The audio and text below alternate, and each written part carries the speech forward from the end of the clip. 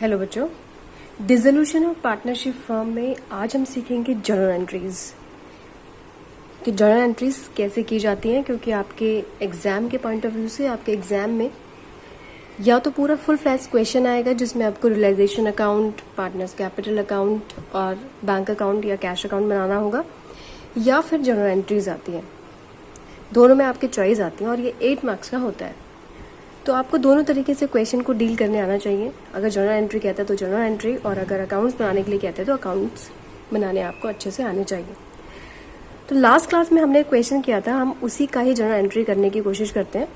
तो last class में जितना भी हमने क्वेश्चन किया था, रियलाइजेशन अकाउंट बनाया था, बैंक अकाउंट बनाया था, पार्टनर्स कैपिटल अकाउंट बनाया था, तो वहीं से हम देखते हैं कि हम 1 बाय 1 स्टेप बाय स्टेप कैसे जर्नल एंट्रीज करते हैं। तो क्वेश्चन में सबसे पहले हमने बैलेंस शीट से जितनी भी हमारी एसेट थी वो हमने रियलाइजेशन अकाउंट में ट्रांसफर की थी। तो यहाँ पे हम जर्नल एंट्रीज क्या बनेगी हमारी, देखिए हम यहाँ पे रियलाइजेशन में सारे अपनी एसेट्स को ट्रांसफर इसलिए कर रहे हैं क्योंकि we are closing all accounts. तो जितने भी अकाउंट्स है, एसेट्स जितनी भी हमारी, हमने यहाँ पे ट्रांसफर कर दिया। Now we are closing all the accounts. तो यहाँ पे ट्रांसफर करने के लिए हमने इधर लिखा था, और जर्नल एंट्री अगर हमें इसकी बनानी हो तो हमें इस तरीके से चलना होता है। तो इसकी जर्नल एंट्री होगी रियलाइजेशन टू सन्ड्री एसेट्स। फिर आपको सेपरेट लिखने की जरूरत नहीं है, आप सन्ड्री एसेट भी लिख सकते हो। तो रियलाइजेशन टू सन्ड्री एसेट्स, इसकी ये एंट्री बनेगी। फर्स्ट एंट्री होगी हमारी ये realization account debit to sundry assets for closing assets। ठीक है, तो आप सन्ड्री एसेट लिख सकते हो, 1 बाय 1 भी लिख सकते हो, लेकिन उसकी जरूरत नहीं है। तो आपको लिखना पड़ेगा realization to sundry assets. Is it clear? तो जो भी हमारे यहाँ पे अमाउंट्स है 2,34,000, आप पूरा का पूरा यहाँ पे एज इट इज लिख सकते हो 2,34,000, और यहाँ पे भी 2,34,000। ठीक है, नेक्स्ट एंट्री देखो आप। नेक्स्ट एंट्री में हमने क्या किया था, नेक्स्ट एंट्री में हमने हमारा प्रोविजन है और लायबिलिटीज को हमने रियलाइजेशन अकाउंट में ट्रांसफर किया था। तो दूसरी एंट्री हमारी हो सकती है कि इन सब को ट्रांसफर करने की एंट्री, जैसे इसकी भी आप सेपरेट एंट्री बना सकते हो। जैसे अभी मैंने आपको बताया कि एंट्री हमारी इस तरीके से चलेगी, इस तरीके से एंट्री चलती है। अगर हमें इसकी एंट्री पता लगानी है तो इस तरीके से चलना है आपको, और इसकी एंट्री पता लगानी है तो ऐसे चलना होगा। Means provision for depreciation, provision for doubtful debts account debit to realization. तो इस तरीके से आप ये एंट्री बना सकते हो, provision for doubtful debts account debit to realisation account. ठीक है, इस तरीके से। नेक्स्ट एंट्री में हमने क्या किया है, नेक्स्ट एंट्री में हमने हमारी लायबिलिटीज को ट्रांसफर किया था। तो आप यहाँ पे सन्ड्री लायबिलिटीज टू रियलाइजेशन लिख सकते हैं, sundry liabilities account debit to realization. कैसे किया हमने ये कैसे किया, इस तरीके से हमने एंट्री बनाई है। अगर हमें इसकी एंट्री पता लगानी है तो हम इस तरीके से चलना पड़ेगा। Mean sundry liabilities account debit to realization, अगर इसको पता लगाना है तो रियलाइजेशन टू सन्ड्री एसेट्स। तो यही हमने यहाँ पे किया है। ठीक है, तो यहाँ पे हमारा अमाउंट है 1,05,000। फोर्थ एंट्री में हम लायबिलिटीज को और एसेट को ट्रांसफर करने के बाद हमने जो भी इन एसेट और लायबिलिटीज का जो भी रियलाइजेशन था, एसेट्स का जो रियलाइजेशन था और लायबिलिटीज का जो भी पेमेंट था, वो हमने इधर लिखा था, ऐसे लिखा था, और एसेट्स का रियलाइजेशन यहाँ लिखा था। तो वैसे ही हमें एंट्री भी करनी है। अब यहाँ पे जैसे बाय बैंक किसके रिगार्डिंग था, यहाँ पे बाय बैंक हमारा फर्नीचर के रिगार्डिंग था और प्लांट एंड मशीनरी के रिगार्डिंग था। तो यहाँ पे एंट्री बनाने के लिए हमारी एंट्री क्या होगी, देखो बाय बैंक है यहाँ, तो बाय बैंक टू रियलाइजेशन। ठीक है, और यहाँ पे भी हमारा स्टॉक जो रियलाइज हुआ था, तो एंट्री बनेगी बैंक टू रियलाइजेशन। और कोई बैंक का आइटम है तो आप ये भी ले सकते हो, तो बैंक टू रियलाइजेशन। इस तरीके से आप तीनों एंट्री को मर्ज कर सकते हो, मर्ज करके भी चल सकते हो, अलग अलग भी कर सकते हो, ऐसी कोई बात नहीं है।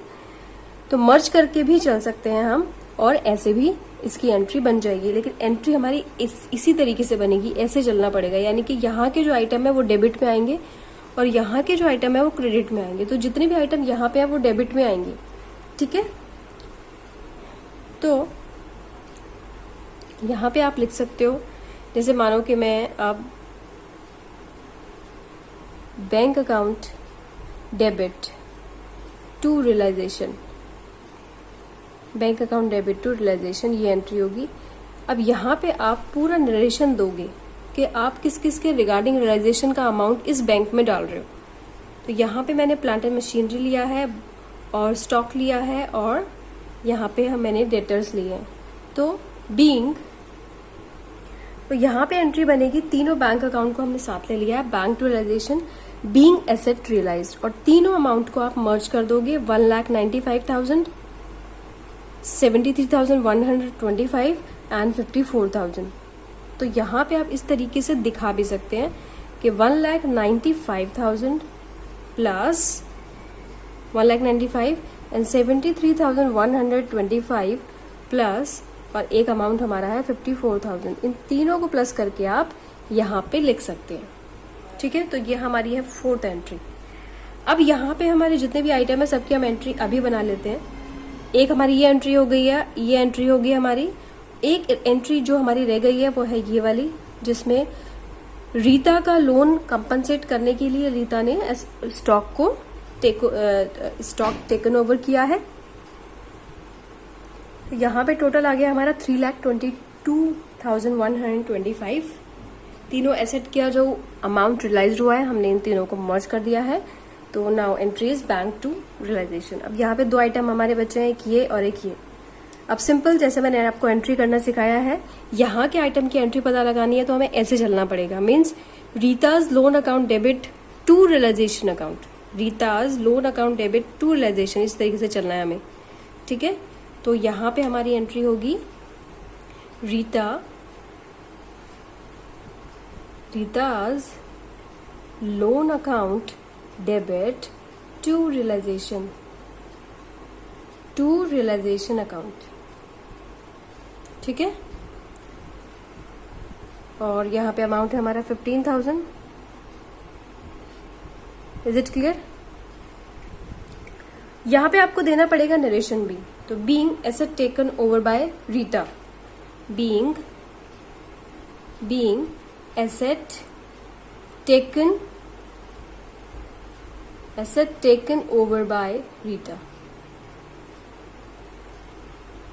on behalf of her loan, on behalf of her loan, ठीक है। अब एक एंट्री और बच गई हमारी, Rita capital account. Rita goodwill लेकर गई है, ठीक है। तो गुडविल की एंट्री, अब देखो यहाँ पे क्या एंट्री होगी, यहाँ पे गुडविल अकाउंट नहीं लोगे आप रीता कैपिटल लोगे, ठीक है। बच्चे यहीं पे ही गड़बड़ करते हैं, बच्चे क्या करते हैं, यही गड़बड़ करते हैं। अब यहाँ गुडविल टेकन ओवर किया है तो एंट्री बना देते हैं गुडविल टू रियलाइजेशन, जबकि ऐसे नहीं हो सकता। गुडविल अकाउंट तो हम बंद कर चुके हैं। गुडविल अकाउंट यहाँ पे ट्रांसफर करने के बाद गुडविल अकाउंट बंद हो गया, ठीक है। तो अब यहाँ पे Rita capital to realisation entry होगी, ठीक है। तो 6 एंट्री हमारी होगी Rita capital account debit to realisation, Rita's capital account debit to realization account, तो यहाँ पे हमारी एंट्री होगी दिस वन, 30,000 यहाँ और 30,000 यहाँ, ठीक है। तो एंट्री हमारी होगी रीता's capital account debit to realization। यहाँ पे नरेशन देना बहुत जरूरी है। गुडविल टेकन ओवर, यहाँ कहीं भी एसेट का नाम नहीं आएगा, यहाँ एसेट का नाम नहीं आएगा। नरेशन में देना है आपको, जो भी इंफॉर्मेशन देनी है आपको रियलाइजेशन में, रियलाइजेशन चैप्टर में जो भी जर्नल एंट्री आप देंगे उसमें आपको सिर्फ नरेशन देनी है, ठीक है।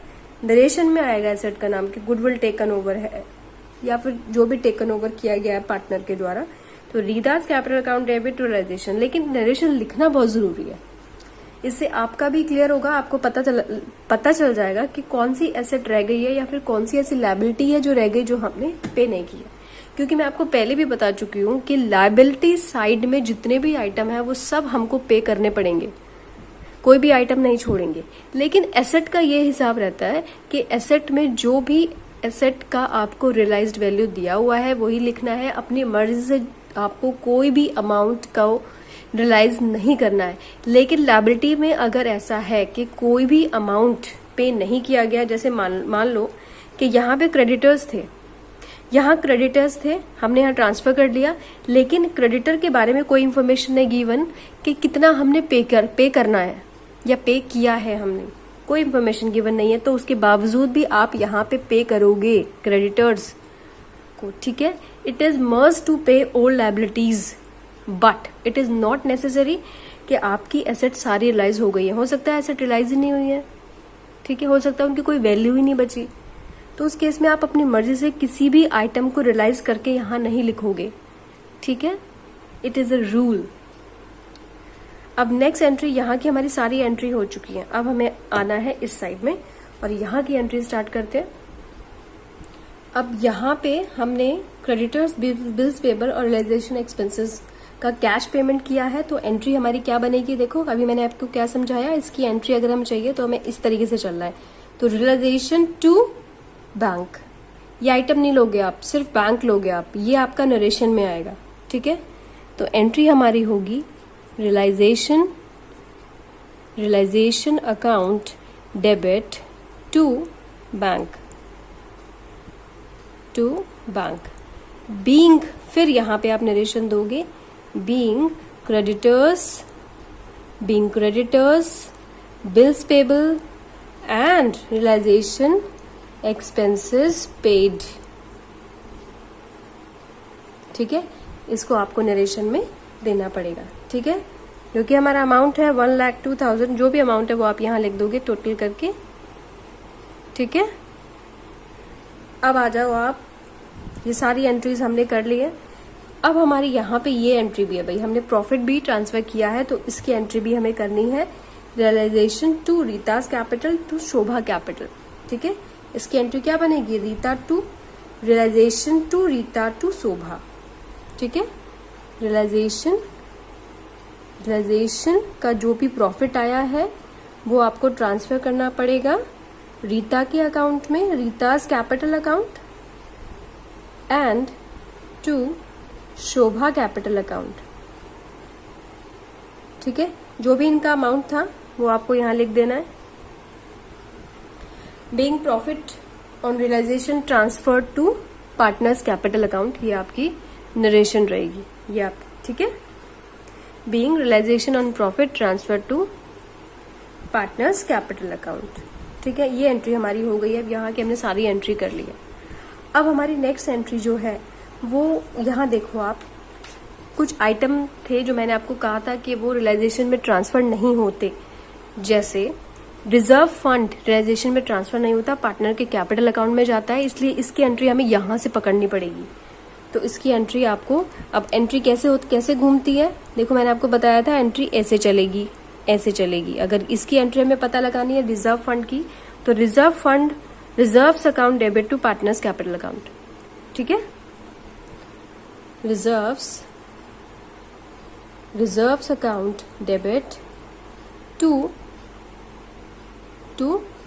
किसके अकाउंट में गया है, ये जो भी हमारे पार्टनर्स हैं, पार्टनर कौन है, रीता एंड शोभा के अकाउंट में ये गया है, ठीक है। तो Rita capital to Shobha capital, ठीक है। जो भी अमाउंट है वो आपको यहाँ पे लिखना होगा।